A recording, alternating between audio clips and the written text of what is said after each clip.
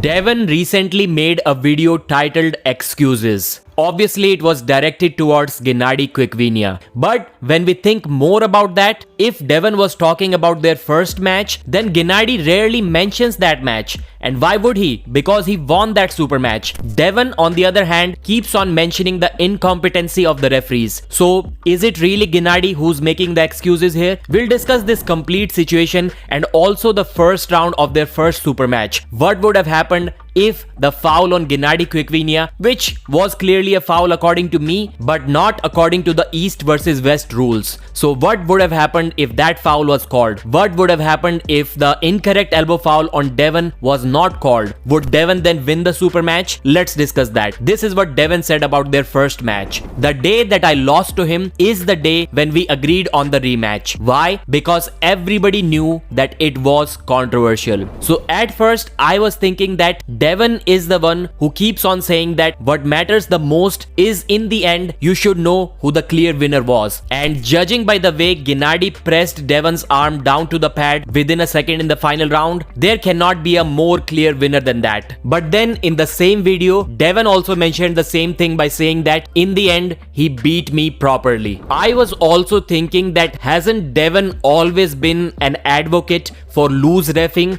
for letting the arm wrestlers settle it on the table, especially when the match stops, by not calling some small elbow fouls? So why is he talking about the bad refereeing now? But now it's quite clear why he's doing that, and I'm surprised how I missed this fact. Devon clearly mentioned that he does not have a problem with the referees missing some elbow fouls, but he has a problem with the referees calling imaginary fouls like they did on him in that first round. So this clearly makes sense. Devon is still an advocate for loose reffing, but not the opposite of that which we saw in the first round, some overly strict reffing, calling a foul that wasn't even there. But wait, there was an elbow foul. Devon challenged anyone and everyone to found a foul in that first round on him, and Engin Terzi did exactly that. Not at that exact moment, but in the same round, much earlier than that, there was a foul on Devon. His elbow went to the side of the pad. Now, someone can say that Gennady's foul was much bigger than that, but if you have watched East versus West rules meetings carefully, if your elbow jumps over the elbow pad a little bit, then it is not called an elbow foul. But if your elbow goes even a single millimeter outside the pad in any of the four directions, it will be a straightaway stoppage foul.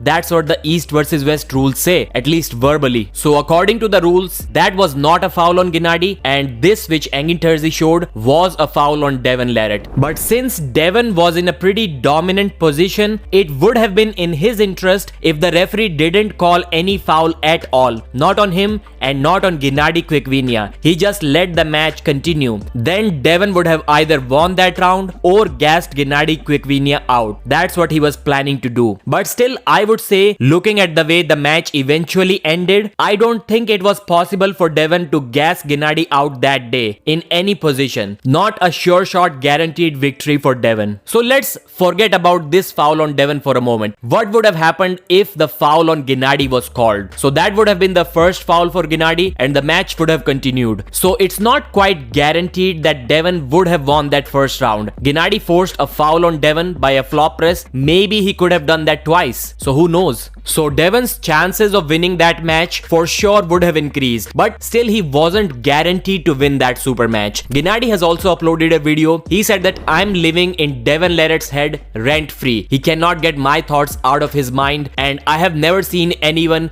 get so low because of me. Devon is in a terrible mental state. That's what I guess he was trying to say. We know that Devon is usually the guy who accepts defeats like a real man. He never makes any excuses. But that is only partially true. And I'm keeping this part towards the end of this video so that 50% people have already dropped off, the casual viewers, and they don't get offended. But if we look at the history, 2015 John Brzezinski match, Devon accepts the defeat like a man, doesn't make any excuses. Denis Siplenkov match, accepts the defeat, doesn't make any excuses. Same for Levan Saginashvili, Gennady Quickvinia Quinvenia, Kamil Jablonski, Michael Todd match, all of them. But he does make some excuses, or at least give his opinion as to why he lost these super matches a year or 2 years after that, and that's the common trend. So many years after the John Brzezinski match, Devon said that he lost that match primarily because of his elbow surgery that he had almost 2.5 years before that super match. Same goes for the Denis Siplenkov match. Earlier he said that Denis was 30% stronger. Then he said that his left arm was not healthy. He had an elbow surgery almost a couple of years before that. That's why he lost. Then he said that Levan is untouchable. He would never want a rematch. Almost a couple of years after that, Devon said that if his bicep didn't tear in second round, he was in the match. He could have probably turned the match around. Then in the Gennady Quikvenia match, he immediately asked for a rematch, but he didn't talk about the missed calls from the referees up until almost a couple of years ago. In the Kamil Jablonski match, he accepted the defeat humbly, but then later on he started saying that his life was a complete mess before the Kamil Jablonski match, and he also had a match against Pavlo Derbedeniev. The match, if it happens now, he would destroy Kamil Jablonski. So it's not like Devon never gives excuses, but he usually lets the dust settle until at least a year or two after the match. Then he gives his opinion on why he lost those super matches. Have you noticed that trend? Please mention in the comment section, like the video, and I'll see you again.